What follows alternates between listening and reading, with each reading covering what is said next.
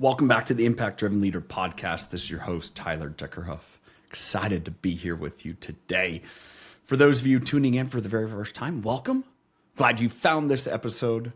And if someone shared it with you, man, I'm thankful that they did. I hope you become a subscriber. Wherever you listen to podcasts, go ahead and subscribe. So that way, each Friday, you will get the latest, newest episode delivered to your library. If you are a viewer on YouTube, man, I hope you subscribe and continue to see more subscribers join us there. And it's exciting that the community is growing. Thank you for subscribing. Thank you for joining in. And if you're a listener and you want to subscribe to the YouTube channel, each Monday through Friday, I share a short little 2 to 3 to 4 minute video where I discuss the upcoming podcast episodes. You get a little snippet. You get, kind of appetizers before the full episode. Today, special solo episode. This is an episode that conversation, really topic that it's been on my heart for a while. And I first shared it with Jeremy Weber. You guys know Jeremy. He's a previous guest here on the podcast, my brand strategist through the Brand Builders Group. And I shared with him kind of this struggle, this journey per se of finding a mentor. So today's topic that we're going to discuss is choosing a mentor. Before I get there, though, I want to share this piece. If you could do me a favor, if you could be a show reviewer, I know some people love to do it, others don't, but just give me a review, 4, 5, 1 stars, whichever stars. I would love it if you could give this show a 5-star review and leave just a little something that you sought value, that you got value from this episode. I would love for you to do that. 1, so other people can find it and they can get value from this as well. But the more reviews and ratings that I get, I can be better. I'm asking for that feedback. I just recently read a book we're going to talk about in a few weeks called The Manager's Handbook. And in there, the author, David Dodson, talks about radical candor. And man, I embrace radical candor. Why? It's the only way we can get better. All right, before we get off on that topic, I want to discuss choosing a mentor. So let me take you back in time. The year was 2017. At that point in time, I had left my previous career of being a nutritionist for dairy cows. A career ending that was, I don't want to say maligned, but it was difficult. It was difficult because of the conditions of the industry where at that point, 6 years ago, agriculture did not have the standing that it does in our society. Now, I recently saw a newsletter, the 5 topics from Tim Ferriss. And the very top point was a documentary that he's been watching about a couple who left their inner city career life, bought a farm, and were living on a farm. See, 6, 7 years ago, that was not in vogue. It wasn't a value to our society. And so that was a part of my career change that it was a lifestyle that my family didn't want to leave. Number 2 part is I had a lot of growing up to do.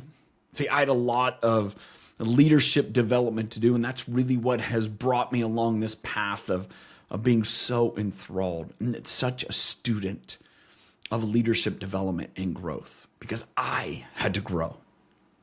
Now, in 2013, I left my career in the dairy industry.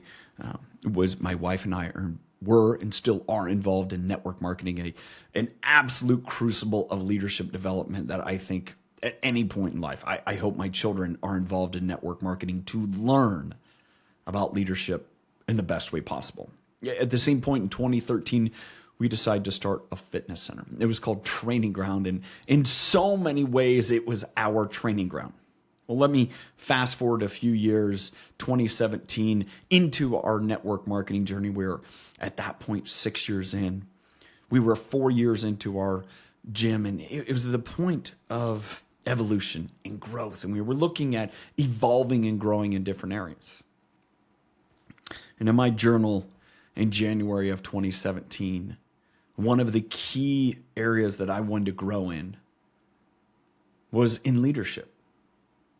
And so I wrote down that I needed to find a mentor. Now, at that point, I was listening to, a couple podcasts. I read some books. I was, growing in leadership, but not a real student. See, I needed to find the teacher that was going to help me be the student. Now, I went on the pathway, and in that point in time, I reached out to someone who I got a lot of information from. His name was Craig Groeschel. Craig is the founder, pastor of Life Church.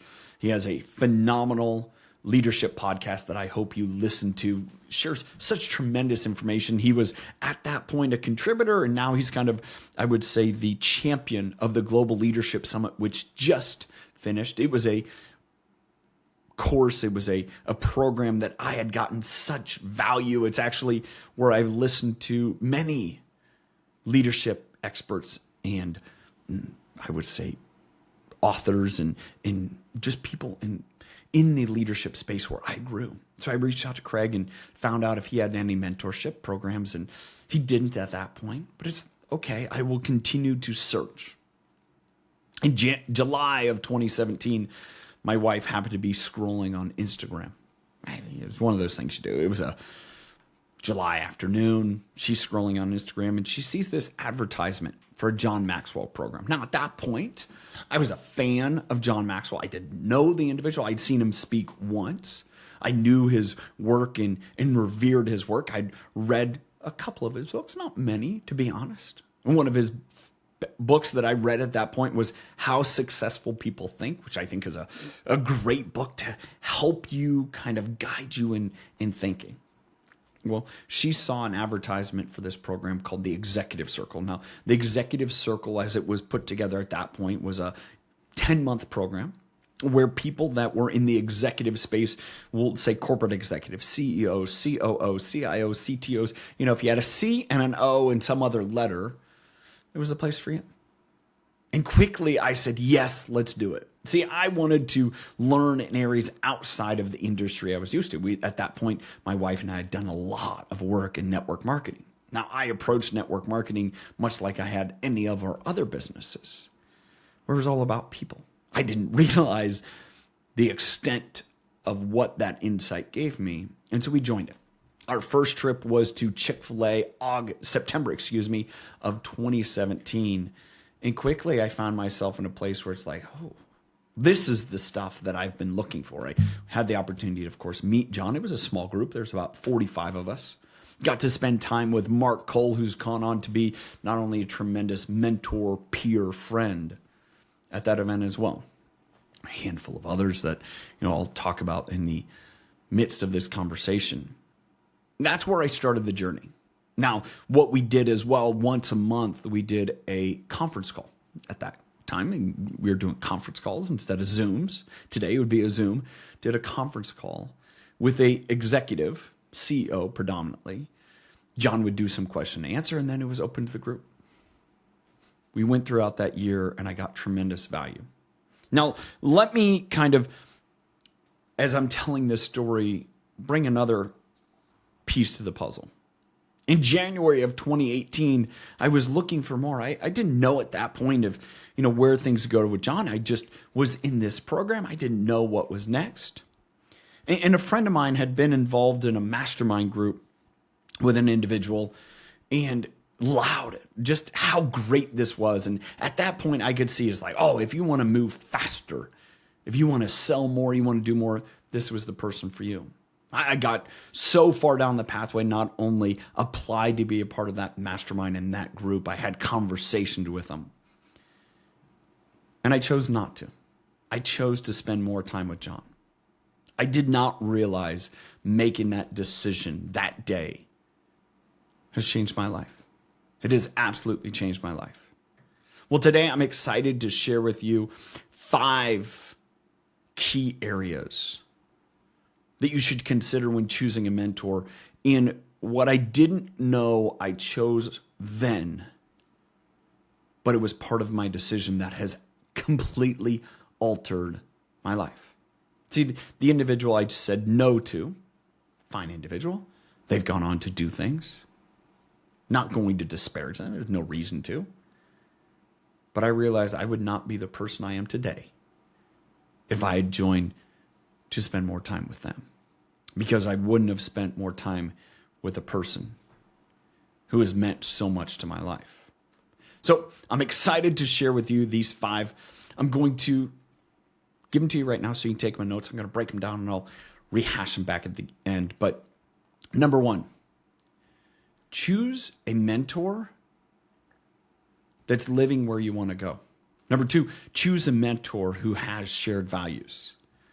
Number 3, choose mentors based upon their followers. Number 4, choose a mentor who is time tested. And lastly, choose a mentor who's living what they teach. All right, number 1 is, choosing a mentor who's living where you want to go. We could quickly describe this as, if you look at the mentor, if you're going to spend time, what is a mentor? Mentor is someone that you're going to engage with. Now, there's different relationships. For me, I joined a a program. I was looking at 2 different programs. One was a mastermind. One was just a peer group where we met, much like a mastermind. That's what I was looking at. There could be a mentor situation where you have it set up with an individual where you have questions, you go and meet with them. Again, you can coincide however that relation's set up based upon these 5 metrics. The first one, again, is choose a mentor who's living where you want to go. Look at their life. Understand who's around them, their family. Who do they spend time with? What are they doing? See, all those are important attributes to consider whenever you're looking at a mentor, looking into them. See, understanding why are they doing what they're doing? Are they doing something just to sell a product? Or are they doing it to share an experience or a transformation they've had and it's been magical in their life, so they want to help others in the same way? Or do they have a divine purpose and realize that is their way to serve people? You become what you model. That's another key facet here is, if we look at your mentor and whatever they're living, however they're living, wherever they're living in the country, whatever their lifestyle looks like, if you spend time with them, that's what you will gravitate to. It's just the way it is. If someone said you are the living embodiment of your mentor, would that be confirming? There was one day I spent some time with John Maxwell. We were in Guatemala, and he was sharing. I'd been around him enough years, and he shared something one day, and it just quickly reminded me of Dale Carnegie. And I said to him, John, man, in so many ways, I feel like you're an embodiment, a living embodiment in front of me of Dale Carnegie. And he said, man, that is such a compliment. See, when John was 14, his dad encouraged him to read the book, How to Win Friends and Influence People. I think John went on to spend a lot of time consuming Dale's teachings and books and, going to his conferences. And see, what happened is he became a living embodiment of Dale. Because it's hard to model someone who is living a life you don't want to. If you look at a mentor, and I spent time, I went to a couple conferences with very notable figures. I went there with a friend of mine. And as I was sitting there, I learned there were some pieces of information I gained value.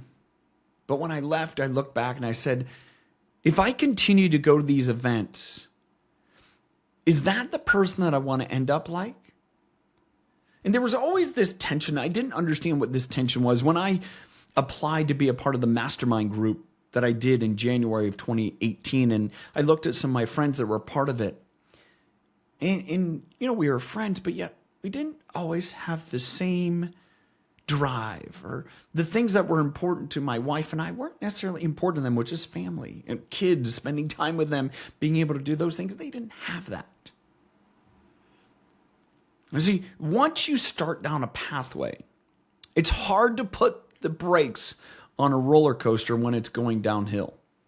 You will become like the 5 people around you. That's not new and different. And so if you're spending time with a mentor, yes, they may have tremendous value in the industry you're involved in, whether that's real estate or it's online marketing or that's network marketing or that is, speaking or that is, roofing, whatever those industries are, it doesn't matter. But if they have tremendous value and expertise in those areas, that's fine. You may be able to learn information from them. But if you're saying, I'm going to surround myself with them and their followers, they are going to become my mentor, then you're going to quickly end up like they are. And it's really hard to stop because you're going to end up at a destination before you even realize that you got there. That's the value of mentorship. The number 2 way to choose a mentor is based upon the shared values. I mentioned you just a second ago. There was always this rub. There was always this, I just can't put my finger on it. Now, I'll be honest, at that time and point, I didn't know it, but it was just a feeling. What I learned years later, spending time with John Maxwell and so many of his other people in his circle, it was all about values. See, it was the values that weren't aligned. That's why there was such a tension. When we align because of shared values, our differences become strengths. But yet, when we can't align on shared values, what's the foundation of it? Why are we there? Are we just there to gain some information? Well, you can hop online today. There's courses everywhere. But when I'm talking about our mentorship relationship, where you're going to devote time and really study together and be guided together, focus on shared values. What's important to them? Why is the mentor in your life? Why are they choosing to be a mentor? Is it because it's important to them? Or is it to sell you something? Is it important to them because they want you to transform in the way you've transformed, or are they just selling a product? I can go down the road and I can buy a car. It doesn't mean that I need to choose the owner of that dealership or the sales manager to be my mentor. I can buy the product. But understand, the more time I spend with them, I'm going to end up more like them. Because if you choose a mentor who sees success bigger than significance, you're going to follow that path as well. We'll talk about it at the end, but significance is always more impactful.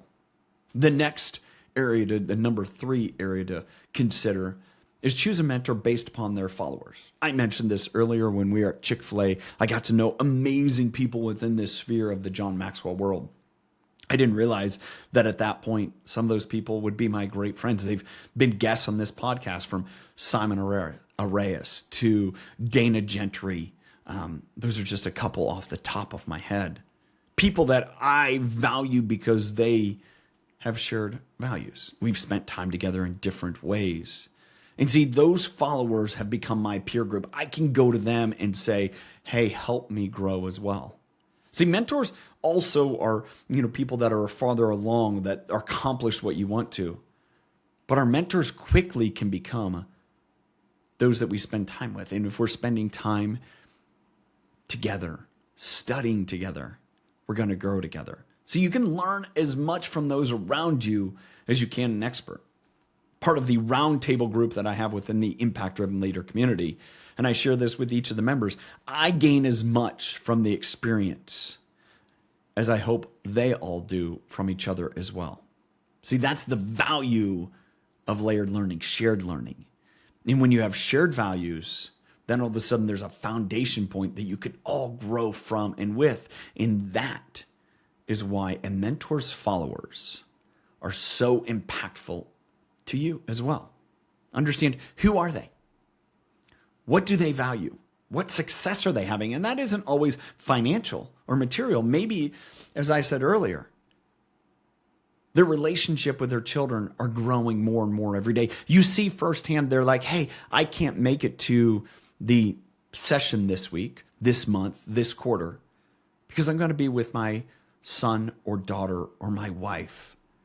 See, to me, that's a value that's important to me. I've made those decisions. I've shared that that's an important lesson, and I ask others to hold me accountable. Why? Because my mentors have shared that with me as well. The number 4 piece to consider when choosing a mentor is, have they stood the test of time? Is it something new? Have they just gone on this transformation process in the last year or two? That's fine. That's great. Everyone's on that pathway to learn. But have they stood the test of time and gone through the ups and down roller coasters? See, a quality mentor is someone who has gone through the roller coaster of life and is riding with their hands in the air, telling people to get on the next step. Stop. See, we're going to have ups and downs. We're going to have challenges. We're going to have life events that occur to us.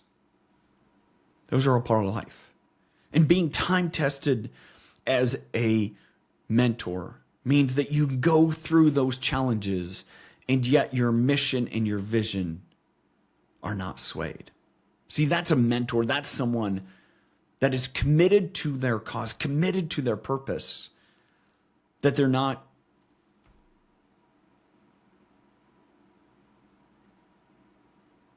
throwing their values out the door merely to do what's quick and easy. See, when they're committed to their values, man, that's a person that I want to follow. That to me is a mentor who is going to guide you to a place where you want to go. Now, I didn't know when I first chose John and it was chosen for me that I had so much to grow, had so much to grow in the area of that transformation. See, I needed to be less focused on being valued from others and instead focus more on valuing others and serving them. See, I was always trying to find my place. My insecurity overwhelmed me. And what I quickly learned from John is the best way for us to add value to people is to be ourselves, be honest, be vulnerable.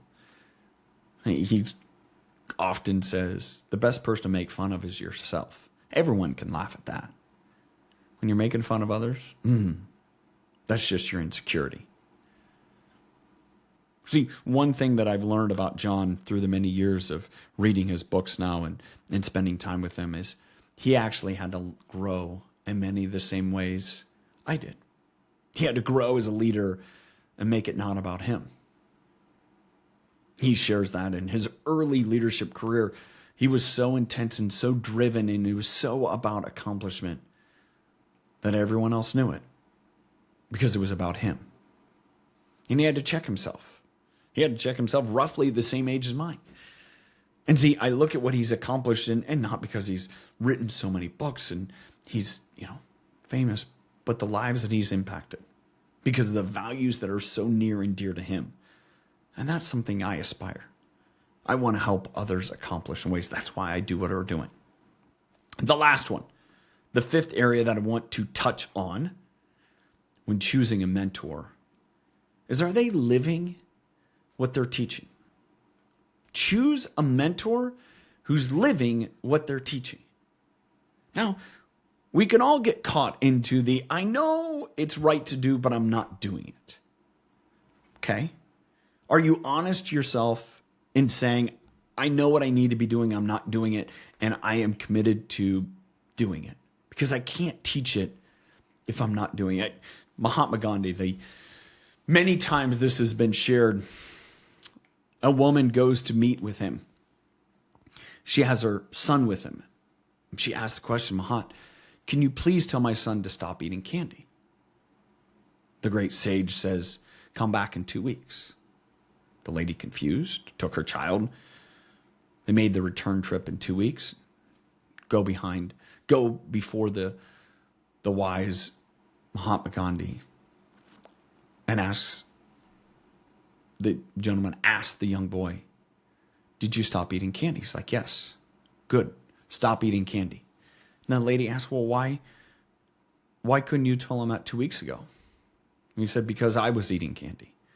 I can't tell you to do something that I'm not doing myself. It's on false pretenses. See, when your mission is bigger than yourself, you will quickly find ways to adhere to the advice you give. So often you see people with failures, moral failures, value failures. And they're challenged because they're saying things that they're not living. And so all of a sudden, their foundation starts to crumble and crack and break down. When we're living a life different than what we're telling others to do, the facade soon cracks. And the truth will be there. And you're not going to make an impact. See, a high-value mentor lives what they share and teach others. When they live what they say, their mission is more significant than themselves. And what I said a few moments ago, significance is greater than success. Success is fleeting. Significance is long-lasting. And the way to have significance is live in a way that others can aspire to live as well. And be true to who you are. Be true to what you're living. So in recap, the 5 key things to consider when choosing a mentor. Choose a mentor who's living where you want to go. Number 2, choose a mentor who has shared values. Number 3, choose a mentor based on their followers. Number 4, choose a mentor who's time-tested. And last, choose a mentor who's living what they teach. I think if you consider each one of those 5, if you make that part of your consideration, you'll end up in a situation like I did, where the mentor that I chose to follow has led me to a place that I know I would not have been if I choose a different pathway. And I know this. I wouldn't like the person I would have became. My family wouldn't have liked the person that I would have became. Maybe I would have had more money. Maybe I would have had more fame or notoriety. But I know this first and foremost. I don't think I would have attained my values, my morality. And I wouldn't be able to look at you across the screen here and say with complete conviction that I'm living what I'm talking about. There's days I'm really good. There's days that I struggle. But that's with all of us. But yet I'm committed to getting better each day and helping those that are listening in today grow along that path as well. I want to say as I wrap up, thank you for being here. Thank you for tuning in. Thanks for watching. Hope you enjoyed the background. You got to take in some of that. If not, make sure you check it out on YouTube. Man, excited. I have a special treat for you next week. Another solo episode, something weighing on my heart. Just a couple moments here that I decided this summer to take and just speak a little bit more from me. I hope you got value from it. As always, if you did, please share with someone or shoot me a message. hello@theimpactdrivenleader.com. Would love to know how I can serve you or what value you got from this today. I hope that you take these 5 points and consider them when you're looking to choose a mentor. Till next time, have a good one.